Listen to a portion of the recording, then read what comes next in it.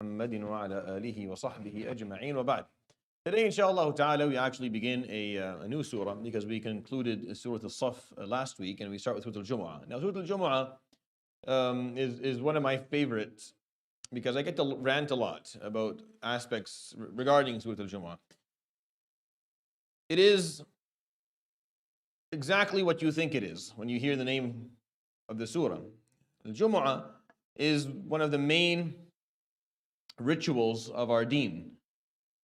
Salah obviously being the pillar of Islam, one of the major pillars of Islam, and Jumu'ah is the most important prayer of all prayers. Like if you were to rank salawat from the most important to the least, which is fine, everything within Salah is valuable and important, but if you rank them from the most important and going downwards, then by far Al-Jumu'ah is ranked a high number one with a pretty long drop to number two afterwards, so the fara'id that come later.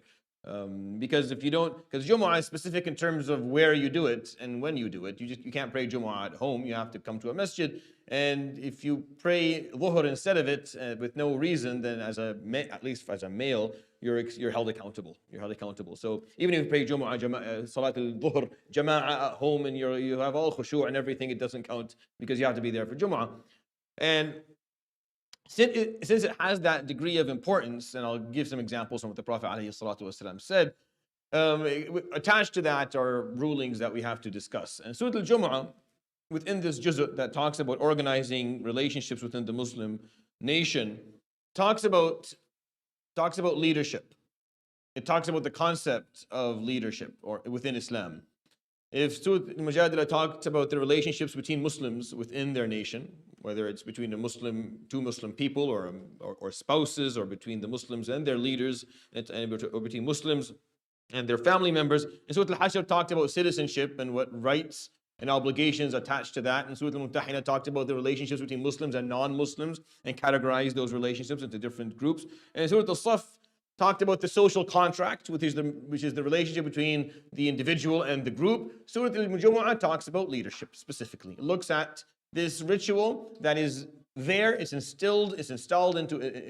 embedded into Islamic law to make sure that you have a system of leadership within your way of life and with your methodology. Muslims, wherever they may be around the world, from Alaska to the Far East, in the midst of a jungle or in a big desert, three Muslims or two Muslims will find each other and they'll build a masjid and they'll have a Jumu'ah. And someone has to get up and has to say a few words. This is how it works. This is the universal method for how Muslims function within their communities, whether they are minorities or majorities. It doesn't make a difference. It's universal. And that's how you know if there are Muslims in a city. At the time of Jumu'ah, you look to see if there are Friday prayers running somewhere. There's no exception almost to this rule. And when you think about it, Allah subhanahu wa ta'ala, He instilled this system within Islam to make sure that there was going to be a system of leadership. Yet somehow we figured out a way to override that or to ruin it. Every Friday, how many prayers of Jumu'ah occur around the world? If you wanted to estimate, can you think? How many masajid are there in the world? So Jumu'ah, from maybe over a 24-hour span, which is the day of Jumu'ah, Friday prayers begin in one place and then it keeps on going for a full 24 hours all across the globe. Millions upon millions of masajid have Jumu'ah and Friday prayers, and hundreds of millions of Muslims go and they attend these Jumu'ahs. And it's a weekly thing.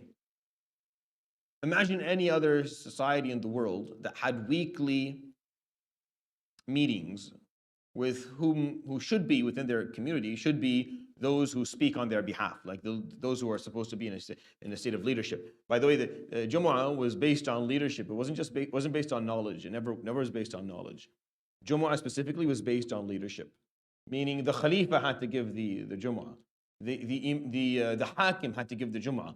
The Amir had to give the Jumu'ah. The Wali had to give the Jumu'ah, not the scholar. Things changed later on in Islamic law. It wasn't based on knowledge. Leading general prayers and giving lessons, that is based on knowledge. Giving Jumu'ah was based on leadership. It was fully based on leadership. So the Khalifa had to speak, and the Wali had to speak, and the Emir had to speak, and they had to do it on the mimbar. And that's how this thing ran for a long time. And anyone within the Muslim Ummah who was getting on the mimbar to speak was doing it on behalf of the leadership of the place that they're living in. That's how this worked. And the person who was doing that had to have a certain aspect of leadership. And if they didn't, then they had no business speaking on the mimbar to begin with. And of course, throughout time, a lot of that got skewed, and it morphed into something different, which took away a certain degree of its allure. And then this is not to say that people shouldn't be attending it. No, you should 100% attend Jumu'ah. But when it's not done appropriately, then that's when people start losing interest. Because Allah subhanahu wa ta'ala took on himself to gather people. People, on the day of Jumu'ah, when I give the khutbah, they're not there for me. It's Allah subhanahu wa ta'ala, because this is who shows up for me. This is it. This is for me. Yawm al-Jumu'ah is not for me or for any other khatib. Jumu'ah is because Allah subhanahu wa ta'ala gathered, told people to come, so they come. So, and the reason for that is to make sure that the Muslims are never lacking leadership or never lack direction. There's always a plan forward. Every Friday, the men have to come together, and their leader has to tell them, address the problems, and say what's coming next. And everyone has to adhere moving forward. Which is why Islam basically expanded within such a small period of time, such a short period of time. You're just talking about 30 years from the day he passed away, alayhi salatu wasalam. From 30 years from the day he passed away, Islam was the largest empire on earth at the time, and it was in 3 different continents. And the Khalifa was ruling the supreme ruler, like the ruler that had the most power, the largest armies, the most resources, the biggest populations that they were ruling, was the Muslim Khalifa. Was Sayyidina Uthman, and then Sayyidina Ali and Sayyidina Muawiyah. They were the big. That's why there's so much political turmoil in Islamic history, is because it was so huge. The stakes were extremely high. You were ruling all of Mesopotamia, which at the time was what the old world was known to be. For a long time, the Americas, South and North, weren't known to the world in terms of historical documentation. That it was only found out later. Of course, people lived there and their lives mattered, but it wasn't a part that was happening within the world, because the world was known for the Europeans, the Africans, and the Asians. And these groups have gone back and forth upon each other for many years, for hundreds of years. And the Khilafah, the Islamic Khilafah, basically covered most of what that old world was. Went as far as Uzbekistan and Kazakhstan, which is what is known to be Naysabur and Bukhara and Samarkand, and where the known scholars of Islam that the names of, like Imam Bukhari and Nasa'i. That's where they Muslim. That's where they came from. And obviously all of North Africa, going down to the middle of Africa, to the Horn of Africa, all of the Middle East, going into Eastern Europe. And so it was a huge khilafah for a very long time. And the reason that happened is because the system of leadership was instilled right into Islam. It's right there. Right when Surat Al-Jumah is an early Madani surah. It's an early Madani surah. All of this juz' is Madani, all in Medina. Al-Jum'ah is an early Madani surah. Some scholars say within the first week of him arriving in Medina, alayhi salatu wasalam, Surah Al-Jum'ah was revealed, because the first Jum'ah was established. Were there any Jum'ahs in Mecca? No, they never ran Jum'ah in Mecca. They prayed Dhuhr only. Jum'ah became a ritual once the Prophet alayhi salatu wasalam had his own city. He had his country. He was able to establish some degree of leadership. So he led alayhi salatu wasalam. And anyone who gave a khutbah in Medina or later on were the people the Prophet alayhi salatu wasalam sent as umara, sent them as people who were going to lead the armies or lead the groups or be the judge of the city or be the ruler of the city on his behalf alayhi salatu wasalam. So that's how it went. So and this is all before we recite the surah. The surah is very beautiful, and you'll enjoy, inshallah, what's in it. But I have to get this off my chest first, so I won't be able to talk to you about it. So the moment we removed from Jumu'ah the concept of leadership, the moment that was removed, you basically neutralized it. You neutralized Jumu'ah once the person standing on the minbar had no pull at all, aside from encouraging people to be better and doing some reminders for the sake of Allah, whether they are given a piece of paper to read from by some other organization, or it's just a hired employee by a group of people to be a mouthpiece and say certain things to individuals, which kills off any hope of this ritual having any actual importance or significance. And through time, people stop feeling the importance of doing it, and then you have too many of them. For example, the Shafi'iyya, if there's more than one masjid that is performing Jumu'ah in a city, you have to pray Salat al-Dhuhr after Jumu'ah. You have to pray Salat al-Dhuhr 4 rak'at after Jumu'ah. Because one of them is wrong, and since we can't establish that, everyone does it. This is not for all the madhab, but I'm giving you, and this is not for me, I'm not telling you what to do. I'm explaining to you the concept of some of the imams. Because Imam Shafi'i said, well, in any jama'ah, it's only one Jumu'ah. If it's one city, one Jumu'ah. You can have masajid, and they can pray all the different prayers. But Jumu'ah, one place. Everyone goes, attends one place. If you're having more than one Jumu'ah, even for the Imam Shafi'i, even if it is needed, they both have to pray Dhuhr afterwards. The other madhahib say if it's not needed, then some of them will talk about repeating Dhuhr afterwards, but if needed, they're okay. So the other madhahib, it depends with debate within the madhab I don't want to get into. But I'm just giving you something to think about. So this concept that we have now, how many do you have? 25 Jumu'ahs we have in the city, and every person who has a little bit of a beard and knows how and can buy a hat that fits his head can step up and speak Jumu'ah. I was 17 years into my talab ilm before I was granted the ability by my teachers to do it conditionally with their attendance. And I did that for 3 years before I was allowed to do it based on need. I am doing it today based on need. Meaning the moment there are scholars, it's not in my business anymore. I sit down because I was not allowed. I was never told that you can take this and do this as much as you like. It wasn't an open invitation for me. So the way that we're running Jumu'ah is not, yes, we want to grant people the ability to attend it. Great, that's beautiful. But when you neutralize or you remove from it any form of leadership, this is the argument I made when I first came to. I told them this is what I had seen and assessed in the city. I'm like, as far as I can tell, the imams in all these masajid aren't really imams. The word doesn't really apply. Like they're not really leaders. Like you're not coming to them for visions. Like you're not asking them, what is your vision for the future? What are our problems? How do we fix them? You're not looking for guidance from this person. You just hired them because you want things done. So the person on the minbar shouldn't be that person. The person on the minbar is the person who's actually leading the organization, which in most cases is one of the senior board members or the chair of the board. That person to be on the minbar. And that's what I told them. That's how this should work. The person who's giving the khutbah should be the leader of the community. Should get up there. If he doesn't know how to do it, he's taught. It's not that difficult. Even if that person is not given granted permission by anyone, that's fine. You need permission if you're not. The permission piece that I explained to you was in the context if leadership was out, right? And it was going to be based on scholarship. If it's going to be based on scholarship and ilm, then you need to go through that. But if you're a leader, you don't need any of that. If you're a leader of a group, then you don't need permission from anyone. You give the khutbah because that is your obligation. You have to do it. And if you don't know how, you have to be taught. And if you cannot learn for some reason, then probably you shouldn't be the leader of that group. If you cannot be taught just to do the basics and then give some reminders and then explain direction, then you probably shouldn't be the person leading that group to begin with. Some scholars talked about the concept of niyaba, meaning you can have someone who does on behalf. Like you can have a scholar who gives a khutbah on behalf of a leader. And in that case, that scholar has to be an advisor to the leader. Someone who's advising the leader and his voice is heard so he can actually speak about what the leader's plan is because he believes in it, because he's an advisor, a part of the team. Not ulama al-sultan, which are the people who are paid off, or the scholars who are just basically too scared to say anything, so they'll say whatever they're told to say. No, talking about someone who actually has weight, a scholar whose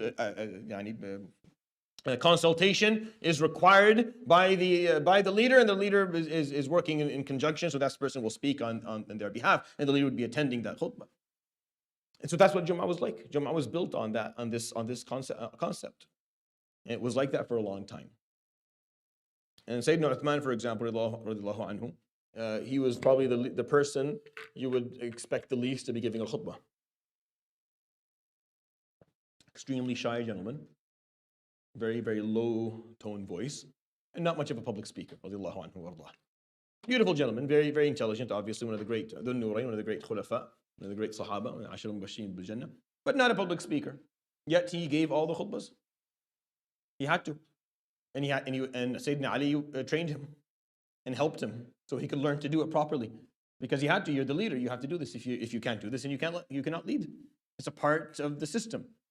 So if you think about that, and this is not because I always have to give a disclaimer here. I don't care for leadership. I actually don't think I would qualify to be. If we had the proper setup, I would not be on the minbar to begin with. It wouldn't be me speaking to people at all. But the system, the way it is not healthy. The system, the way it is not healthy. Those who are on the minbar speaking to people on Jumu'ah have to be the leaders of the community. If they're not, then we're in trouble. Now, I understand it in countries, majority Muslim countries, where governments and tyrants of the land will not allow for such a setup to be. So most of these poor imams, they get their paper faxed to them Thursday night, so they know what they're going to be talking about, and they have to read certain things as sent to them by the government, which obviously neutralizes any hope of Jumu'ah having an effect. But outside of Muslim countries, for example, there's really nothing missing here. No one tells me about what I should talk about or what I shouldn't talk about. And God knows that we need leadership within our community if we're going to be able to make any change to our lives and to the lives of the coming generations. I just think there's a lack of understanding of what this ritual is and how it's supposed to function. And if we can educate everyone, and if you guys are educated, inshallah, educate others, because in the future, at some point, you'll be called upon to be a board member in some masjid, and then you can bring this forward, that if you're not, imams can be paid, that's fine, even though I don't think that should be the case, but fine, they can be paid. But if you're not bringing them in as leaders, you're willing to buy into their visions, you're willing to have them walk and you follow along, then don't hire them. Don't bring in, and if you're going to hire them for that, bring in an imam ratib. There's something called imam ratib. Imam ratib is a guy who just prays the 5 prayers and gives the khawatir and organizes the halaqat, which is fine. It's not a low light. No, it's fine. It is very important. But then the Jumu'ah has to be given by the person who's actually leading, the person who's actually making decisions, the person who's going to be accountable for the failures. Yes, they may be the people who end up enjoying the victories, even though they're very scarce and spread out, but the person who's going to be accountable for when things don't work. Who's accountable for when nothing works for us right now? Like when we have failures in our community, who do we blame? Who can you blame? Who can you go to and ask where's who? See, you have no idea. When things don't work in the government, you know exactly who to turn to. You know, for certain things, you go to MPs or MPPs, or you know to which party and the leader of the party, the prime minister. There are people who are accountable when things fail. There are people who are responsible for certain things running. When the Muslim community, the 36,000 of us, when we lack certain things, or when people are killed, for example, or run down at a street light, or when something, who do you go to and question where was who can you turn to? No one. You can turn to no one. Now, sometimes people like coming to us, and I get to laugh. What do you think I can do? I can do nothing. We have no pull whatsoever. We have no ability to make any decisions on any level at all. And that's not any imam. Wallahi, I'm probably the one who has the most freedom, because I do this, and it is not I don't live from this, and I'm not being paid for any of it. So I speak my mind, and it's based on my vision of things. But I know for sure that my brothers who are running masajid elsewhere have very little say on things. Aside from maybe fiqh, not even. Sometimes they're even censored on a fiqh opinion. Even if they have an opinion that they believe is correct, they can't even, if it doesn't suit the majority of the group or the board members, or if some ones are a little more influential, they can come and shut them down. Not to say that imams cannot make mistakes, so for sure there are problems with how we set up our leadership structure to begin with. There's a huge problem. We don't do this well, because imams are humans. They have to be held accountable. If you don't hold me accountable, then after a while I'll get lazy and I'll start saying anything. If no one's listening and questioning and making sure I stay in line, it's human nature. It's human nature. If everyone claps to everything you say, you'll stop doing any research and you'll say anything, because everyone's going to clap for you anyway. So it's important. Same thing when it comes to behavior and dealing with people around you. There has to be regulations, there have to be laws, there have to be rules of what you're allowed to do, what you're not allowed to do. This is, again, you have to be, most rules in this world are designed to protect you from yourself first. Protect you from the mistakes that you will make if you're subjecting yourself to circumstances that you're not qualified to be subjected to, or it's not within your area of expertise. So this has to be looked back at again. We have a surah that talks about the nature, it organizes the concept of leadership for us, and it's going to come through Surat Al-Jumah, through the system of Jum'ah that was set up for us. It's a beautiful system, it really is. Can't imagine. I feel like any other group in the world would do so much better if they were able to assemble their people every week. Like any community that's assembling every single week. How is it that we're not getting things done? Wallahi, it's beyond me. Like every week we have to come together. Every single week. There's no weeks off. Like long weekends don't count. Nothing. Every Jumu'ah. Since he started it in the first year of Hijrah, alayhi salatu wasalam, till this day, we have not missed a Friday. The Muslims have, since that moment, there has been Salawat al-Jum'ah every Friday since. Even through COVID, there was Salawat al-Jum'ah. They ran. It's been consistent all throughout the Muslim world. When you think about it, the number of times, how many Jumu'ahs have you attended in your life? Think about how many Jumu'ahs have you attended? If you're attending appropriately, you're doing at least 50 a year. Let's say you're sick for 2 weeks, 50 a year. If you're on 500 Jumu'ahs for 10 years, right? 500 Jumu'ahs in a decade. If those Jumu'ahs were being done correctly, you don't think you'd be more knowledgeable? You don't think you would have more direction? You don't think 500 you attend over a decade of time, whether you like it or not, mandatory 500 half an hour lectures you have to attend. It's not up to you. You can't say no. You have to attend them. It bothers me to my core. One of the things bothering me the most is the lack of utilization of this simple ritual, of this simple concept that we have. We just don't do it well. And we just have to get back to the essence of it. Get back to the essence of it. All the masajid that I was a part of growing up, that I saw khair happen, was that when the imam was the leader of the actual masjid. He wasn't muwazzaf from the awqaf. He wasn't someone who was hired by the awqaf or by whatever ministry. When the imam was actually either a pharmacist or a business owner or a physician or a lawyer or an accountant at a job, and they ran this masjid for years, and they made decisions, and they directed the masjid. They're the ones who put the vision together, and they were responsible for the things. Those are the masajid that things actually worked. They got things done, and a lot of knowledge was given, and people learned, and people benefited from. Masajid that don't have that won't survive. Unless there's a leader in the background who's actually taking the reins. And will only bring in those who will do what they want. I respect leadership. I don't care who the leader is. I just need the person who's leading to just come up, come front. I don't care who it is. You don't have to be knowledgeable. You don't have to be a alim. You just have to be a leader. If you're the leader and people listen to you and you're actually making decisions and people trust you, then fine. You should be on the minbar. You should be on the minbar. And no one else should be on. And if you're not, and let's say, for example, someone like me gets on, then I have to be aligned with his vision. Like I have to be someone who's like, I totally advocate for his vision. So, and this is the vision of Fulan, of our leader, and this is what I think we will all do to help him. If he doesn't want, if he for sure doesn't want to do it.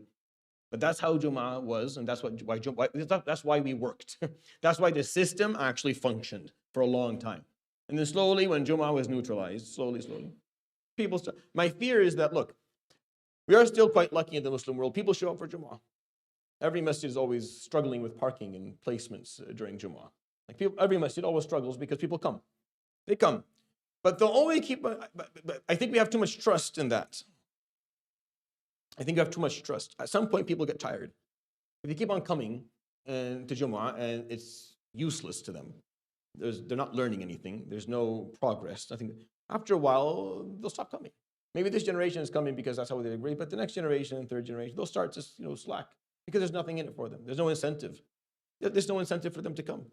And then when they don't come, then we end up like, our fellow faith holders with their empty wind blowing in the couple of people on oxygen tanks listening to, becomes an optional, it dies off. It dies off because we have too much.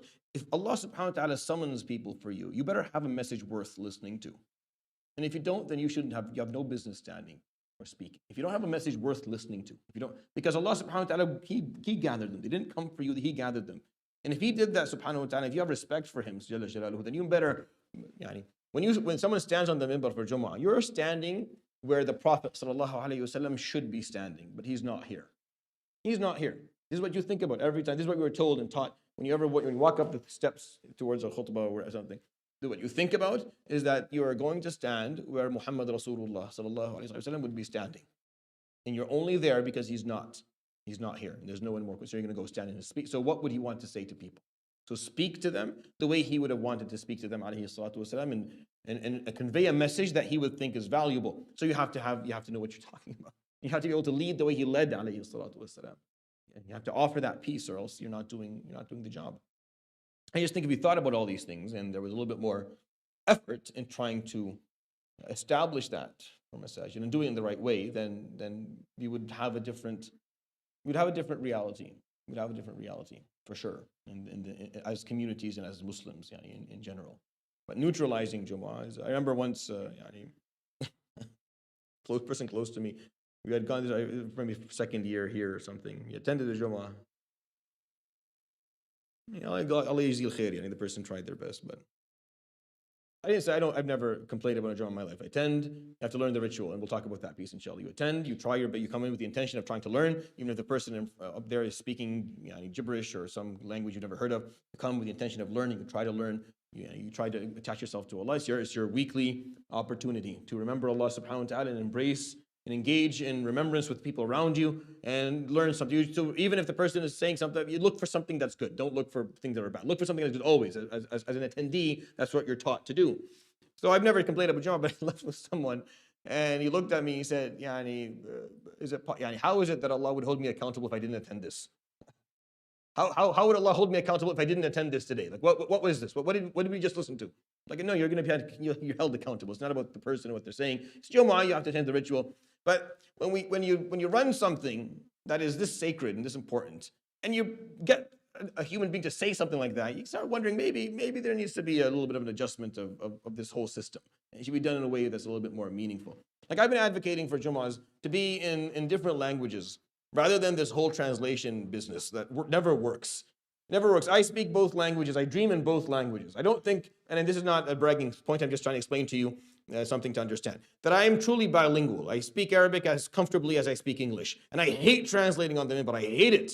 I'm not good. It's very difficult. It's very hard to repeat yourself word for word as you're trying to speak, because you're going through a thought process. You're trying to help people understand something. Then you have to hit the brakes and go back to the beginning and say this all over again in another language and then pick up again another. That is impossible to do. It's a waste of everyone's time, and the khutbah takes way too long. And if you're like, no, the khutbah has to stay less than 25 minutes. Fine. Well, how am I going to do that? How am I going to give a thought that is worthy of listening to in both languages in 25 minutes? What do you think? The imam is a human being. You have to ask for what is possible. A 15-minute khutbah in two languages, what? You want us to also dance and maybe put a show on for you? There's not enough time to do this. If the thought or the message is worthy of conveying, it's going to take a little bit of unpacking and explaining. You need at least 20, 25 minutes, 30 minutes to get an idea across.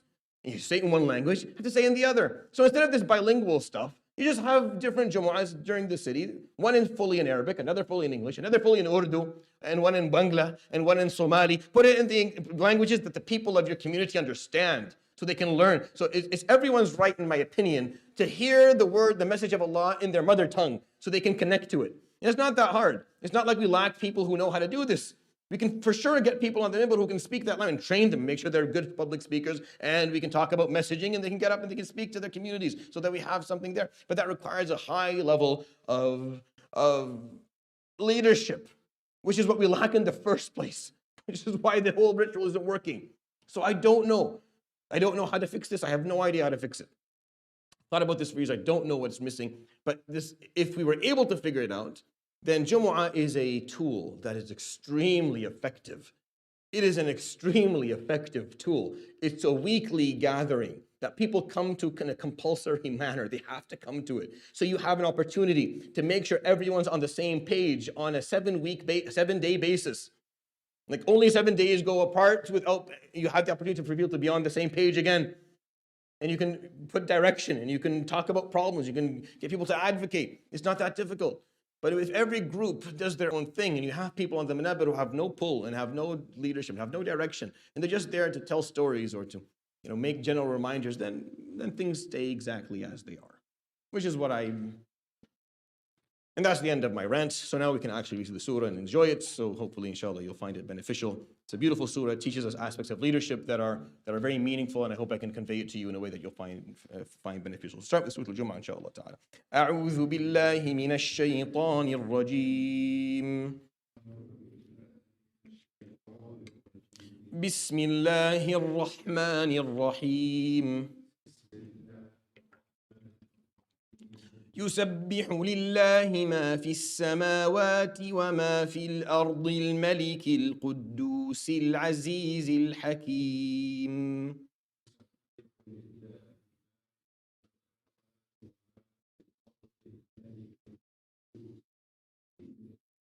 So you watch out that all of the names at the end of this ayah have a kasra on them, right? So al-Maliki, al-Quddusi, al-Azizi, al-Hakimi, all of them. We start Hakim, obviously, sukun. Now the surahs that start with Sabbaha or Yusabbihu, as I explained in previous sessions when we, for example, went through Surat Al-Hadid, the point of it is that Allah subhanahu wa ta'ala is going to usually He's going to talk about something very technical. He's going to talk about something that has technicalities, there'll be a lot of details, and it'll be very much a practical, there'll be a practice that is involved with it. He's talking about it pragmatically. So he starts the surah with Yusabbihu as a reminder of why you're doing what you're doing to begin with. Because if that piece is forgotten, then nothing really works. And I purposefully left that out in my rant so I can bring it up here. Because everything I talked about in terms of leadership and community and having the right people, why is that necessary? It's because that is what Allah subhanahu wa ta'ala wants. Because that is what Allah subhanahu wa ta'ala put within Islam as a system. And if we're trying to please Allah subhanahu wa ta'ala and to adhere to His teachings the way He wants us to adhere to them, then we have to remind ourselves that we're not allowed actually to run Jumu'ah any other way than how He wants it subhanahu wa ta'ala. We are obligated to make sure that Jumu'ah functions the way Allah subhanahu wa ta'ala wants it to function, not the way it works for our situation or community or organization or whatever it is that we are taking into consideration. The only consideration is that how does Allah subhanahu wa ta'ala want this to be run? And then we run it the way He wants it to be run subhanahu wa ta'ala. So all these surahs that start with Sabbah and Yusabbah, that's why a lot of these surahs in this juz' do, because this juz' is very technical. It's talking about relationships and how to deal with these people and how to look at these people. It starts with Yusabbih at the beginning. Look, remember why you're doing it though. Never forget the purpose, because the moment you forget the purpose, then the means become the purpose, or the group becomes the purpose, or something else becomes the purpose, and it ruins the genuineness and the sincerity and the sanctity of what you're doing altogether. You don't, as Muslims, we don't have value in our group as an ummah, except because Allah subhanahu wa ta'ala told us we have to do that. That's why we do it. It's not because I want to strengthen my own. I want to be strong myself, so I'll strengthen those who seem to be. No, that's not why I'm doing it. I'm doing it because Allah subhanahu wa ta'ala said this is the correct way. So I will go and adhere to that way, and I'll strengthen those who stand by it. It doesn't matter. There's no other considerations in this whole story. Or else it becomes an issue of nationalism. It becomes an issue of my group versus others. And that's exactly what Jahiliyyah was about. Jahiliyyah was about, this is my tribe. I'm with my tribe. They're my people. So for better or for worse, for good or for bad, I'm with them. That doesn't work. As Durayd ibn al-Simma would say, وَمَا أَنَا إِلَّا مِنْ غَزِيَّةَ إِنْ غَوَتْ غَوَيْتُ وَإِنْ تَرْشُدْ غَزِيَّةُ أَرْشُدِي. I'm just from my غزية, meaning my small tribe. In غَوَتْ, if they lose their way, غَوَيْتُ, I lose my way. وَإِنْ تَرْشُدْ غَزِيَّة, and if it finds its way, أَرْشُدِي, I'll find my way too. It's whatever they do, I don't care. This is my group, I stand by my group, I strengthen my group. No, that's not what we do. When we talk about Islam and Muslimin, we don't do that because it's just ours. It's because it's Allah subhanahu wa ta'ala's command. We have that attachment is key, is critical. And so every surah, or most surahs in this juz' start with Yusabbihu. You have at least 4 or 5 of them, reminding you of that piece. Everything exalts Allah. Yusabbihu lillah, ma fi samawati wa ma fil ard. All that in the cosmos and all that on earth continues to exalt Allah subhanahu wa ta'ala. And then He describes Himself. Al-Malik al-Quddus al-Aziz al-Hakim. So why these 4? He's establishing for you subhanahu wa ta'ala why He is worthy of leadership, why He is worthy of being followed, Why do you follow him subhanahu wa ta'ala and do what he says? Well, he's going to give you 4 names that will allow you to understand why. Number 1, he is al-Malik. He is the king. He owns it all. The sovereignty of all of this is in his hands. So no one else really has any sovereignty on it. So he's the king. You and I are property of Allah subhanahu wa ta'ala. You're all stamped. It's made by Allah. It's all his. No one else owns anything. So there's no point in going to anyone else because it's all his anyways. Al-Quddus, the holy, the sacred. Al-Quddus is the one who is flawless. So at the beginning of the surah, he said, يُسَبِّحُ لِلَّهِ. So what is tasbih? It's to exalt. Right? We say, Subhana Rabbiyal Azim, Subhana Rabbiyal A'la. So what does exalting mean? It means that you claim no flaw. You claim no flaw. You see no imperfection. You see no mistake or fault by him subhanahu wa ta'ala. Everything that you don't like, you hold yourself accountable and you accept from him subhanahu wa ta'ala, knowing that it's maybe some you just don't understand at this point. And you can. This is an extremely specific aspect of who you are as a Muslim, by the way, in comparison to other faiths, not even to non-believers, to even people who believe in God but have their own system of belief. As a Muslim, this is a piece that you stand out in the way that you speak about Allah subhanahu wa ta'ala, and the way you speak to Allah subhanahu wa ta'ala. So he's al-Quddus. He is the one who makes no mistakes. If you want to, who else would you look for leadership? Who else would you follow? Right? He does this a lot subhanahu wa ta'ala in the Quran. Rabbul mashriqi wal maghribi la ilaha illa huwa fattakhidhu wakila. He makes a selling point.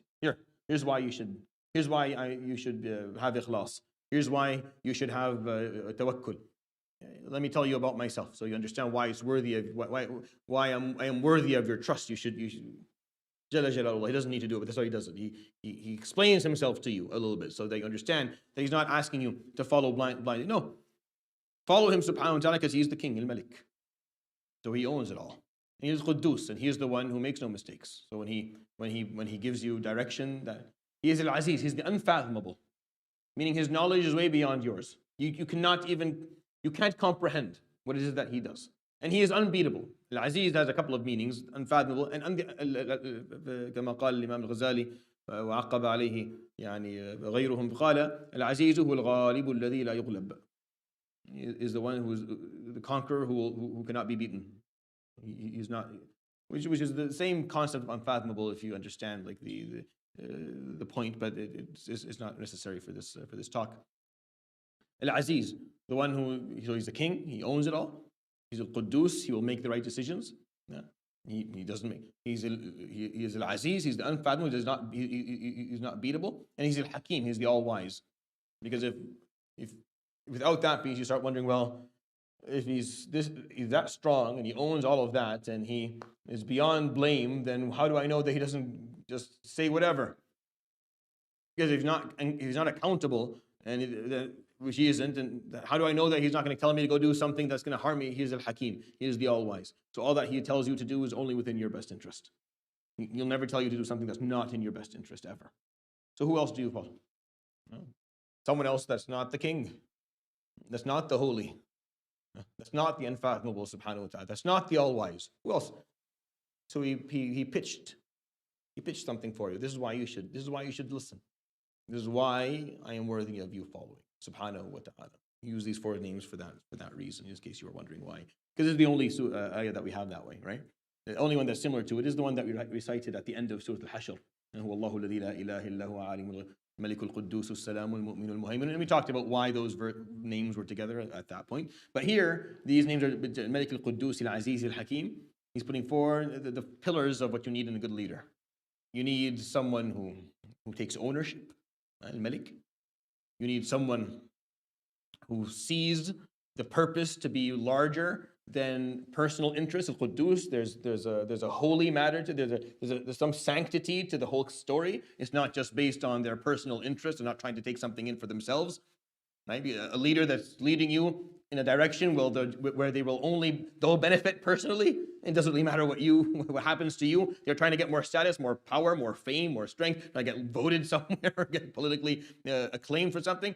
You want someone who is holy, who will do it for a higher purpose, the purpose of the good of all. Right? You want someone who takes ownership, al-Malik, someone who doesn't take ownership over stuff, He doesn't feel that he's responsible, won't do a good job. If they'll just they'll do all right, and then when things don't work, not my problem. No, you want someone who feels that everything that's going, like Sayyidina Umar. Sayyidina Umar would say, I wake up at night wondering should I have paved this road earlier? Should I have not maybe pushed it until next year? Should I have done it right now? Because maybe a couple of sheep walk down that path and fall, and then Allah asks me, why didn't you pave the road for them, Ya Umar? You had the ability to do it. He took ownership on what he had. He felt that leaders who don't feel that way, leaders who don't feel that they are responsible for those whom they are leading, the congregation or the people that they're leading, aren't good leaders. Leaders who are willing to have others suffer as they continue to do well aren't leaders. They have to be willing to. Al-Malik, there's ownership in that. And he's using the words that you can understand without, because we can't obviously project our values on Allah subhanahu wa ta'ala. A human leader is not similar to Allah subhanahu wa ta'ala. But he uses the words that have the concepts that you can understand. Al-Malik, he's the owner. So understand there's ownership in his name subhanahu wa ta'ala regarding the first piece. That it's holy. It's not based on his personal interest. He's not looking to benefit somehow as you burn your wheels or spin your wheels or burn your tires for him. No, there's a sacred aspect of why you're doing what you're doing. So Aziz, there's a concept of strength and power in it. He's a strong leader. He's not a weak leader. He's not a leader who goes in afraid. He's not a leader that'll ever back out. And he's al-Hakim. He's the all-wise. He's not someone who lacks wisdom. A leader that lacks wisdom may have good intentions and may love you very much. He may work hard for you, but he'll run you into a brick wall because there's lack of wisdom. You don't know where to go. You don't know what the right choice is versus the wrong choice. But honestly, anything's better than. I actually thought of doing this and I didn't do it. My son has at home a chicken, a toy. He ripped the head off a year ago. So it's a headless chicken. I thought of bringing it one day on Jum'ah and just putting it there. This is what we are. We are this toy. We are a headless chicken. We suffer because this is what we are. We don't have it. We don't know where we're going. We don't know what we're doing. We don't know what we're trying to achieve. I don't know what the next steps are. I don't know what the priorities are. We don't know. Honestly, this last piece is, subhanAllah, as horrible as these 110 or 107 days have been, as horrible as they've been, and honestly, they've been the worst I've experienced in a long time, since maybe coming back from Syria in maybe 2015 when the bombings were really bad. That helpless feeling. But what did happen, at least in the first maybe 45 days to 50 days, is that we had a little bit of leadership going on. It happened organically. Anytime a problem would happen, people would turn to either NCCM or Hikmah, and they kind of fused together in terms of their consultation and discussions. And all of the masajid, everyone just turned to whatever they were saying. What do we do next? This is what we do next. And it felt really nice. For a very short period of time, I felt like we had something going, something worthy. We had like some direction. There was a group that was kind of telling the whole community this is what the next step is, and everyone was doing the next step. And that would be beautiful if you were able to continue that. And I don't belong to either of these organizations, nor do I know the people who run it. So my head is not in this political arena. I don't care. I just like the feeling of there being some degree of leadership, of unity. That not every masjid was doing its own thing. We were all turning to the same group, wondering what we should do next, because none of us knew what to do next. Because we all came to the same conclusion that maybe we act like we know what we're doing, but then this problem came around and we knew nothing. None of us had any clue how do we deal with this. We don't know how to advocate, and we don't know how to reach the people who have a political pull, and everyone is suffering and in tears, and people are in pain, and we are seeing something horrific. And Jumu'ah, so I stand here on the Jumu'ah and I get all upset, and you get up. So what? And then what? So what? Who's listening? I'm preaching to the choir. The people who actually have pull aren't listening to what we have to say. They don't care. How do we reach them? We didn't think about that piece, and then this happened. It was nice that the first 45 days we had that for a little bit, and then it went away again, and we were back to kind of square one. But it would be nice if cities, like if a model was able to emerge where you actually had some degree of leadership for the community, instead of everyone يغني على ليلى, as they say, just singing dancing to their own tunes. doing their own thing because we are too stubborn or too arrogant, or we don't or we dislike the other group, or we think that they're deviant, or we think that they're this and we think they're that, so we're not willing to work with them, or we want to exile them, we want to remove ourselves from them, we want to act like our little group, this is the only group. This is a horrible way of going by things. To think that your small little group is somehow this grandiose approach of you actually think that this little masjid in this corner of the world, in this city that no one even knows belongs to this country to begin with, cares? You think we're going to? No, we're not. The only value we're going to have is if we're a part of a bigger picture. If we're a part of what's happening elsewhere, we advocate for that unity and that oneness. SubhanAllah, we don't study our history, so we don't know. Go look at what happened in Andalus. It was a beautiful, beautiful experience for the Muslims for the first bit. It was beautiful when they first got, because Europe got to see religion and science come in hand. And the fiqh al-Andalusi, which is something that I hope, inshallah, to run a course on here at some point in the future. I just have to put together the slides and whatnot. The fiqh al-Andalusi is extremely interesting because it's fiqh. There are a lot of Maliki scholars who were in Andalus, and other scholars from other backgrounds, some of them Hanabila. And the fiqh, the jurisprudence that came from Al-Andalus it's mesmerizing. Some of those opinions didn't make it to mainstream, but they're in books that were written 900 years ago. Opinions that when I say, people look at me like I'm a dal, mudil, mubtadi', all those words are used. But I can pull a book that's 850 years old where it's said in there by an imam that you can't touch. You can call me what you want, you can't touch him. He's from your Salaf al-Salih. You can't talk about him. And the reason that's the case is because in Andalus, it was a new culture, a new place.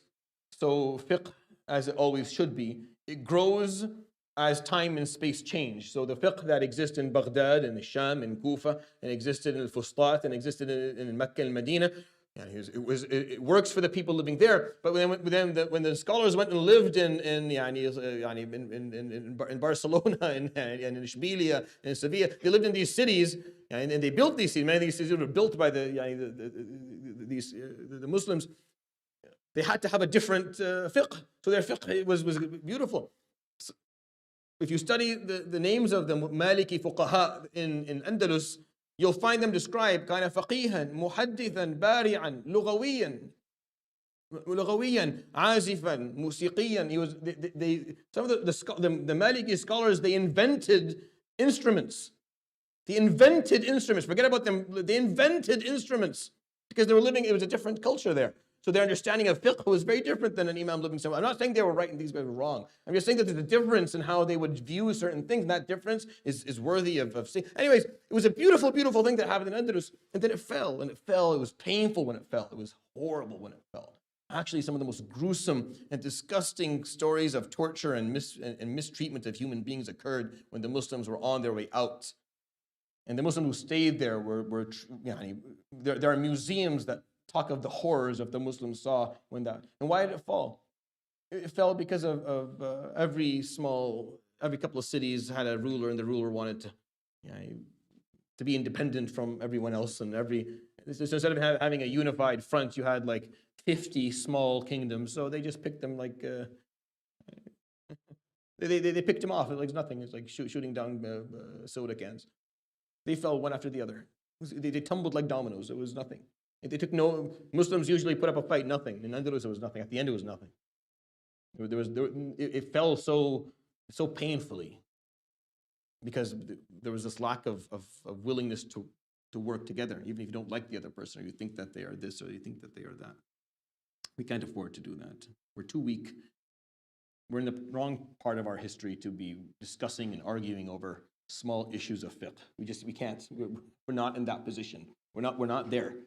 They could easily do that back at the early stages of our khilafah. No problem. for the scholars of the Hanafi and Maliki madhab to sit and debate upon aspects of salah and which is more correct in terms of the movements and the sequences, and no problem for the followers of Imam Shafi'i and Imam Ahmad to sit down and debate for hours issues of fiqh. It's fine. They were at a position where Muslims were strong, there was unity, so you can sit down, you have the luxury of talking about details. We don't have the luxury of talking about details today. We don't. And we shouldn't be doing that. We should be focusing on the basics, like Jumu'ah, for example. On the basics like Jumu'ah, and making sure that Jumu'ah is run appropriately, that people have incentive to come to Jumu'ah, that they come here and they get served spiritually, religiously, and then financially and socially and in every way possible. You incentivize it so more people come. You give them reason to come to Jumu'ah. Allah subhanahu wa ta'ala called upon them. Now give them reason to come. Give them reason to and give them benefit and make sure that you use it in the best interest of the community. That's what you do. You focus on the basics. What's more basic than Jumu'ah? What's more basic than the number one ritual that we have in our deen? And we still can't get that right. If we can't get that right, we're going to sit down and argue about opinions within tertiary fiqh issues, and whether it's okay to do this or what are you doing? This is not. I'm coming to a point where when I run Q&As and if a question comes, I'm like, nope, not important enough. Not answering that question. It's not important. It doesn't rank within the first 100 things that we care about as Muslims. Go look it up. I don't care. I'm not going to answer that question. It's not worth the time. It's not worth the discussion. It's not worth the difference we have. We're dealing with problems that are much more dire. We are dealing with substance abuse and severe anxiety and depression and people leaving the deen and suicidal attempts and families being broken down, and we're losing not only our identity and our language, but we're losing. You're going to talk to me about... Wallahi, some of the questions are just... Some questions I get, I delete the contact immediately. I don't want to see this. If certain questions are just being asked about stuff that tell me that you need to sit and we have to go through the priorities. How is this issue how is this important? In what scenario of life are some of these questions important? I can't imagine. I struggle with imagining how this issue is coming up and why we're talking about it to begin with. And it comes from this problem. That's what happens when there's no leadership, there's no direction, there's loss. So we talk about anything. So we'll discuss anything and we'll talk about anything and we'll disagree about anything and we'll debate anything, and it just becomes asking me whether 8 or 20 rak'ah in Tarawiyah. Sure. That is, it's for sure if we got that one right, everything would work. The borders within the Muslim countries would all fall down, and the people of the Zionists would just leave immediately, and everything would just work if we just got 8 or 20. For sure, that would make a big difference. We have to start. We can't afford not to. As Muslims, we can't afford not to start thinking a little bit bigger. Start looking at what actually matters and what we're losing. We're losing ground every day. We sleep and wake up. We lose ground. We lose from our own. We can't. You want to reach out to new Muslims. Preserve your own. Have a system where you can hold on to your own, where we don't have our children going to high schools and then 50% of them coming out not ever wanting to go, not ever going to a masjid again, or falling into issues of atheism and zina and mal haram, and just falling into issues that will ruin whatever is, and families being ripped to pieces, and people. This is what has to be discussed, and this is what has to be fixed, or at least has to have a system that allows it to function better. We have to have those services available, and it has to be prioritized for us. And that's where the efforts have to be put. And just going back to some of the basics in Islam, and we would be much better as an ummah. We would do much. The solution to our problems is not that difficult. We always say the solution is Islam, and I agree. But I sometimes wonder, when you say Islam, what are you thinking about? When you said the solution is Islam, what do you mean? What do you mean? Like, what aspect of it that you see missing you want back? What is it? You see some people that don't have beards. Is that what's bothering you? You want them to, is that the problem? What is it? What do you mean? Explain to me when you say the solution is Islam, because that's a big word. That's a huge umbrella statement. I love it. But what is it? I agree. Of course it is. That's why I wouldn't be doing this if I didn't agree. But what exactly is missing? If you can't talk about the basics, just the basics of what our deen is built upon, then, because that's we don't function at the basic level. We don't function at the basic level. And that's why Surat Al-Jumah to me is important. Because there's nothing more basic than that. What's more basic than Surat Al-Jumah? And yet, nothing. And yet it's just it's chaotic, and it's a circus, and it's up for grabs, and it's used just so that institutions can get more people in, so maybe get more. It's a complete waste. There's no leadership in it. Like the one thing that it's there for, none of that is in it. The one thing that Jum'ah is supposed to do, which is to bring leadership, is not there. What's the point then? Why are we doing this to begin with? That's what it's for. It's for leadership. That's why it's there. It's to make sure that the Muslims are not a headless chicken, whether they're as a minority or as a majority or whatever it is. It was very hard during these 100 days. The first 7-8 khutbahs that I give, the most difficult I've ever given because I don't know what to say. What am I going to tell people? What do I have to share with you? What do I share with you? What do I stand up there and say? I have nothing. I have no pull. I have no ability to make any difference at all. Forget about what's happening there. I don't have the ability to make a difference in my own community. So what am I going to stand up on the minbar and say? There's nothing. If I understand the problem, there's nothing. I couldn't say anything. I get up there and tell you, yeah, it's sad and it's hard and I'm in pain and you're in pain too. And I'm sorry this is happening. And I wish it wasn't. But I don't know what to tell you because I have no authority or autonomy and no one else does either. And if someone did, I'm happy to speak on their behalf and tell you what the next steps should be. Aside from a few silent protests and a few emails sent and phone calls made, that was it. It was very pathetic. I felt very pathetic. These 100 days have humbled me on many, many, many levels. And this is definitely one of them, where I felt that I was very useless, that this is not functional. It should be, it isn't. It should be. So if you want Islam back, let's talk the basics. Let's talk some of the basic stuff, just the basics. We can go into details later. We can differ on details, no problem. But let's go back to what Islam is, what the religion is built upon. And that's why this surah to me is extremely, extremely valuable. And that's why the Tabi'een would recite it every Thursday night on Isha.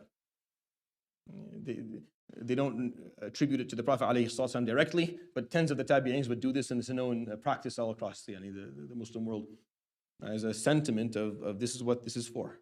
And this is what it needs to stay as, and I'll end with that. I'm sorry we only got through one ayah, but next week inshallah we'll do a bit more. سبحانك اللهم وبحمدك لا إله إلا أنت استغفرك وأتوب إليك وصلى الله وسلم وبارك على نبينا محمد وعلى آله وصحبه أجمعين جزاكم الله خيرا وبارك الله فيكم السلام عليكم ورحمة الله تعالى وبركاته.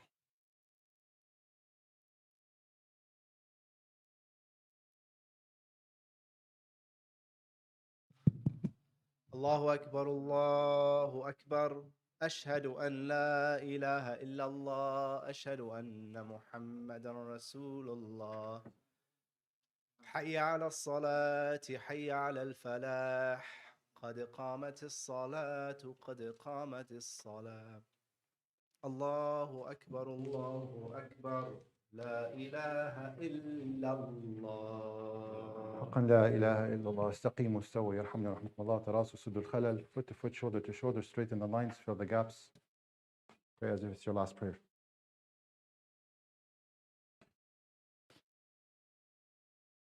Allahu Akbar.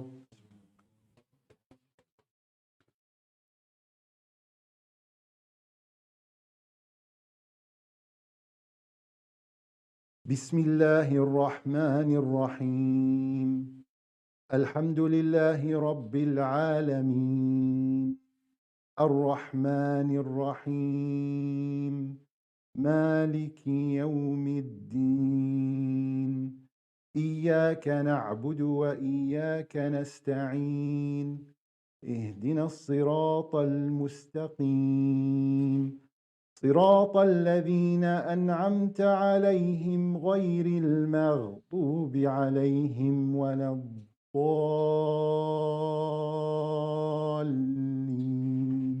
آمين.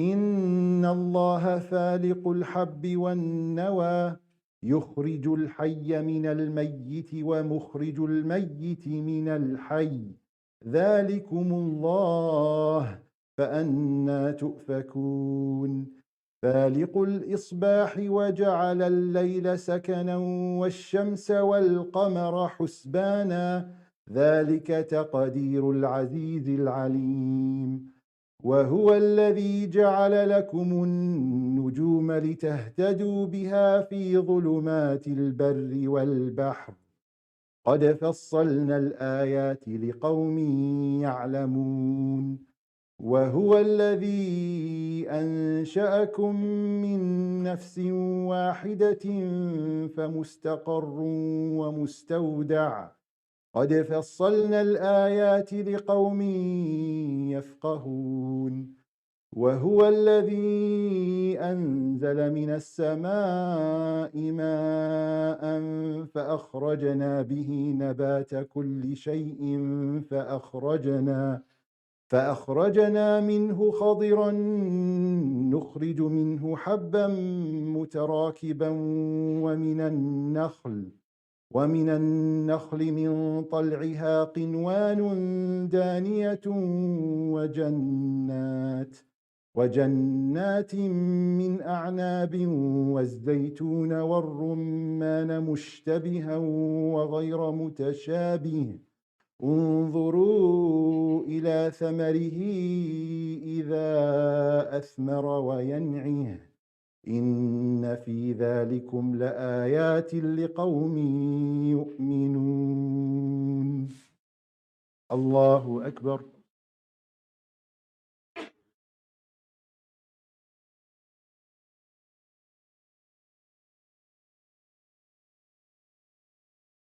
سمع الله لمن حمده الله أكبر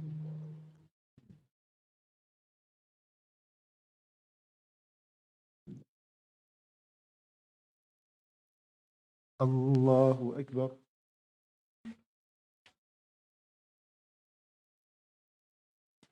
الله أكبر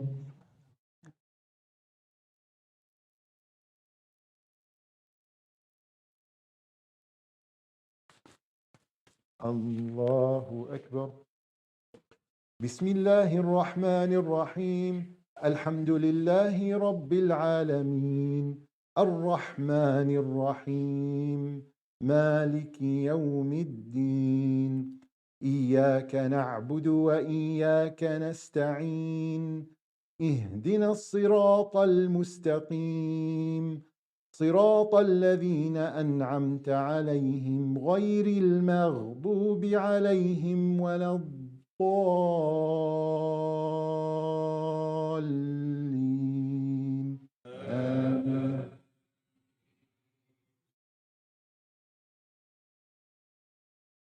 وجعلوا لله شركاء الجن وخرقوا له بنين وبنات بغير علم سبحانه وتعالى عما يصفون بديع السماوات والأرض أنى يكون له ولد ولم تكن له صاحبة وخلق كل شيء وهو بكل شيء عليم ذلكم الله ربكم لا إله إلا هو خالق كل شيء فاعبدوه وهو على كل شيء وكيل لا تدركه الأبصار وهو يدرك الأبصار وهو اللطيف الخبير الله أكبر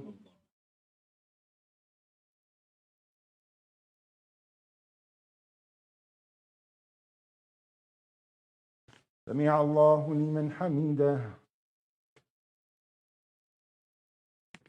الله أكبر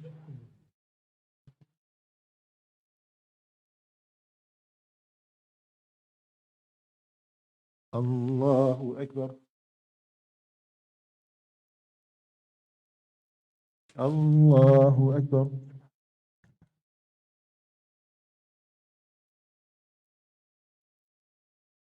الله أكبر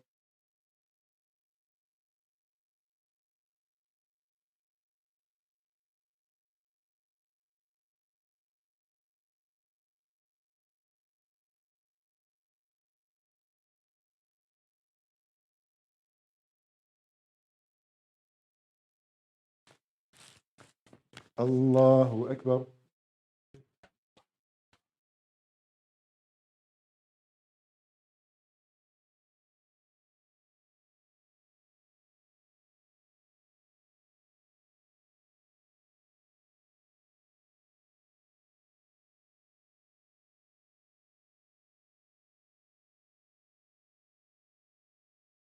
الله أكبر.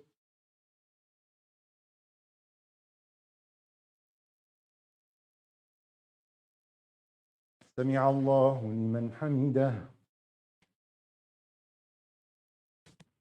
الله أكبر.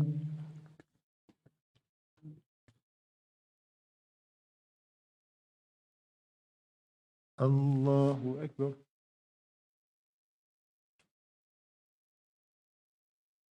الله أكبر.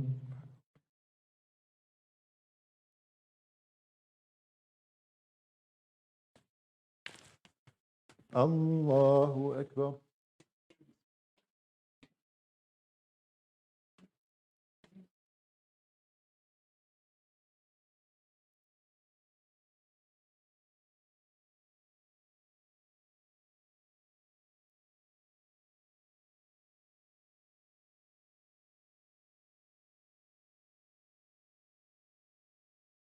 الله أكبر.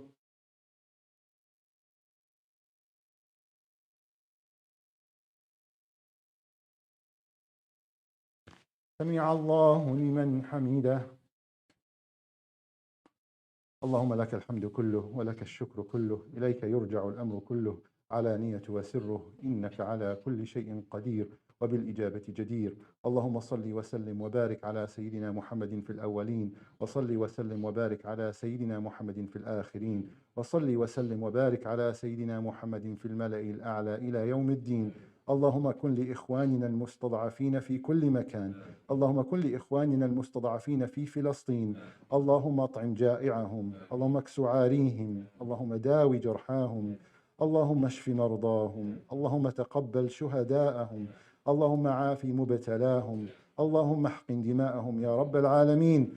اللهم استر عوراتهم وآمن روعاتهم، اللهم استر عوراتهم وآمن روعاتهم، اللهم استر عوراتهم وآمن روعاتهم، اللهم انصرهم على عدوك وعدوهم، اللهم عليك بعدوهم فإنهم لا يعجزونك، اللهم احصهم عددا واقتلهم بددا ولا تغادر منهم أحدا، اللهم أرنا فيهم عجائب قدرتك، اللهم إنهم طغوا في البلاد فأكثروا فيها الفساد، فصب عليهم ربنا سوط عذاب، اللهم ارسل عليهم طيرا أبابيل ترميهم بحجارة من سجيل، فاجعلهم ربنا كعصف مأكول. اللهم إنا نسألك نصرا عزيزا قريبا يا رب العالمين، انصر إخواننا نصرا عزيزا قريبا يا رب العالمين، واجعلنا ممن ينصرهم ولا يخذلهم برحمتك يا أرحم الراحمين. وصل اللهم على سيدنا محمد وعلى آله وصحبه أجمعين.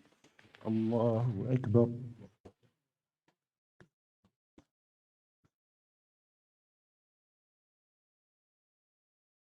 الله أكبر.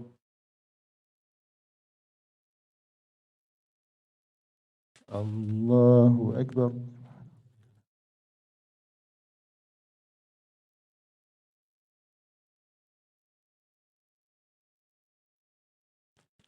الله أكبر.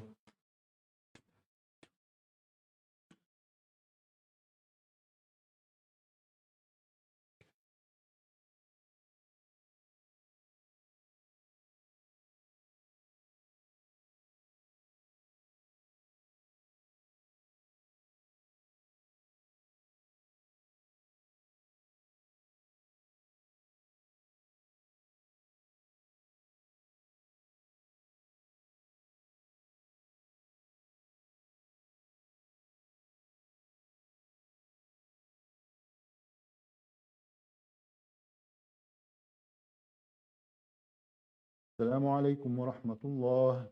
السلام عليكم ورحمة الله.